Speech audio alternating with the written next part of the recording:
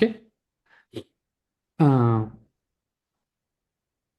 Quand nous avons en fait une nouvelle situation, comment le cerveau, par contre, permet d'élaborer cette information?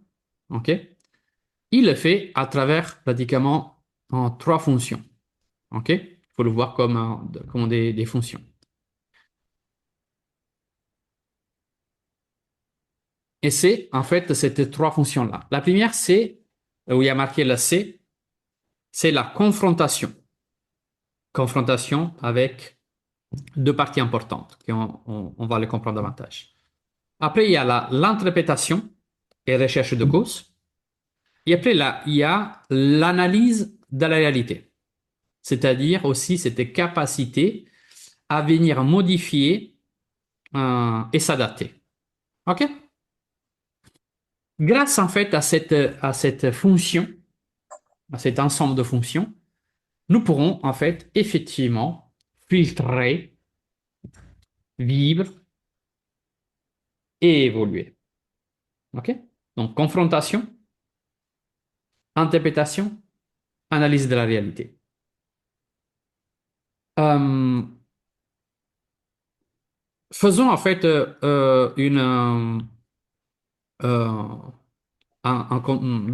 faisons un exemple concret. Sachez que ce système de fonctionnement, c'est une des plus rapides au monde que nous avons. OK? Sachez en fait que pour faire en fait tout cela, le cerveau met grosso modo 0,3 secondes pour y arriver. OK?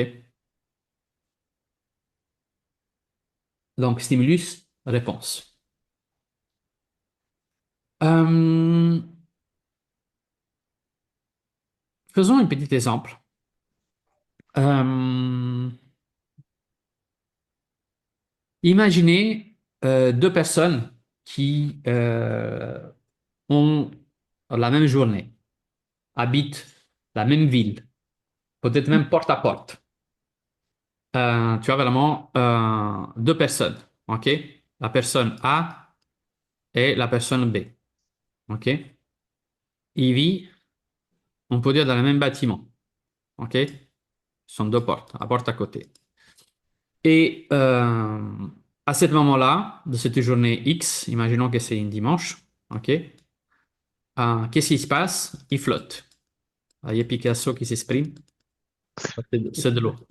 OK? Et là, la première personne sort dehors et aussi la deuxième personne. La première personne sort dehors et quand elle sort dehors, en fait, elle a des réactions négatives. C'est-à-dire, elle commence à dire que c'est pas possible. Donc, elle commence à avoir des pensées, OK, intrusives. Elle commence à avoir des comportements dysfonctionnels. OK? Elle commence à avoir en fait des émotions, sentiments déstabilisantes. Pourquoi? Mais parce que c'était sa journée pour aller à la plage. Et là, il pleut. J'attendais depuis un mois cette journée. J'avais pris les congés. C'était le seul jour que j'avais. Et là, il pleut. Je peux pas aller à la plage. Et par contre, de l'autre partie, j'ai vu Manuel Tama, j'arrive. Et de l'autre partie, la personne B, elle sort. Et elle, en fait, au contraire, il a des pensées aidantes. Il a des comportements fonctionnels. Et il a, en fait, son système émotif, sentimental, en fait, on peut dire de plaisir. OK? Donc, il génère du plaisir. Pourquoi? Parce que le monsieur de la porte B, c'est un maraîcher. Il avait son potager qui ça faisait un mois qu'il ne pleuvait pas et qu'enfin il y a de l'eau. Ils peuvent en fait économiser de l'eau. Il a la chance. Enfin, ses fruits et ses légumes pourront recevoir de l'eau. Elle commence en fait à être en joie. Il produit de l'ocytocine, de la sérotonine. Il est content partout. Ça.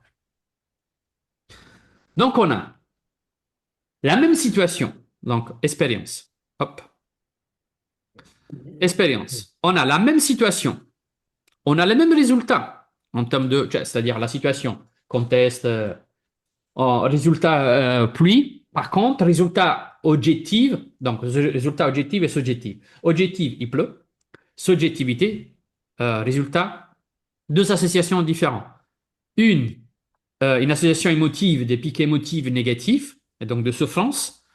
Quel type de croyance va développer? Je n'ai pas de chance, je suis X, Y. Et de l'autre côté, on a un système de résultats différents, c'est-à-dire un même résultat objectif que A, et pourtant, j'ai un autre résultat. Je suis content, en joie, et j'ai des pensées aidantes. Qu'est-ce qui vous fait comprendre en fait cette situation? Cet petit exemple rapide que je vous ai fait. Et après, Manuel, je te donnerai la parole.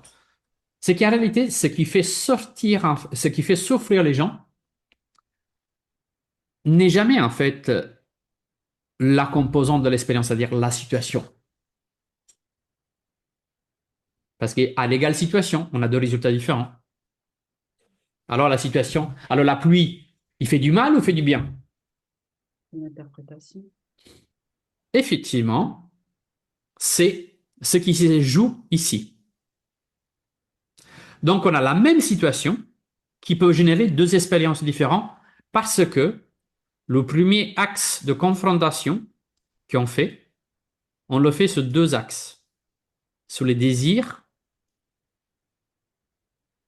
et sur les attentes qu'on a.